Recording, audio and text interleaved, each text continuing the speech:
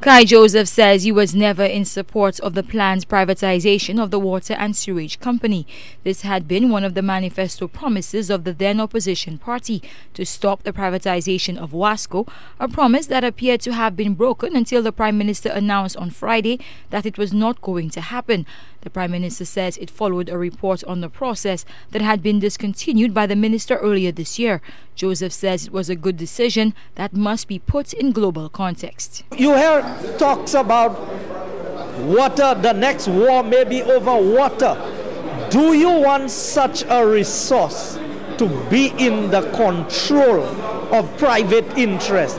Or how much do you want the state to have a stake in what is happening?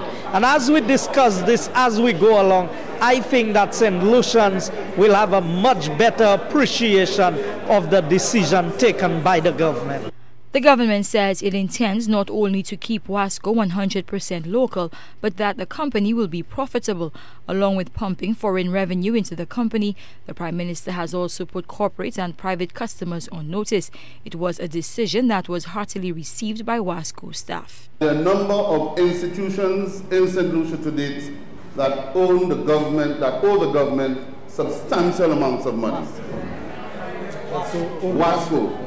That owe WASCO substantial amounts of money. Those institutions are institutions connected and related to the government. I gave you the undertaking that government will pursue them to ensure one way or the other that those amounts are paid to WASCO so as to operate sustainably. Joseph says now that the government has decided not to privatize WASCO, he can now speak freely about his reservations in relation to the proposed deal. He said government was losing out in the plan, one that would see only a $14 million investment for 40% of the company.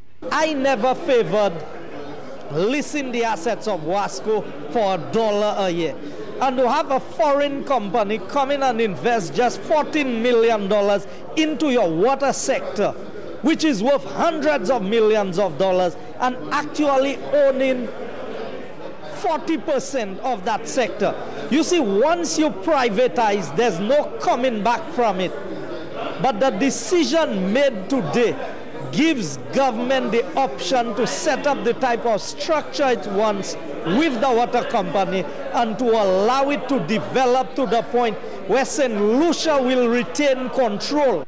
Other plans to revamp WASCO include the modernization of its billing structure, the replacement of its infrastructure like pipes, and the payment of severance pay owed since 1999 by December 11th. Kai Joseph, HTS News, Channel 4.